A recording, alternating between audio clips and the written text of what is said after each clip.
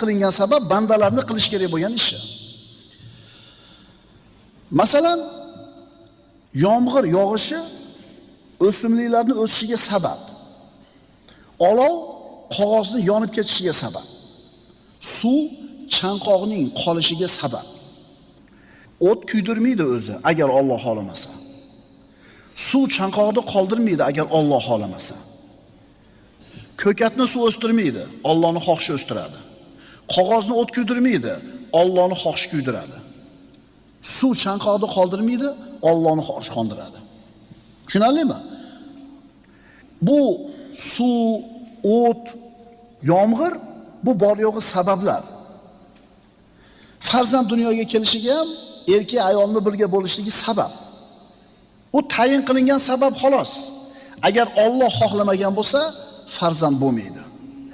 Tushunarlimi?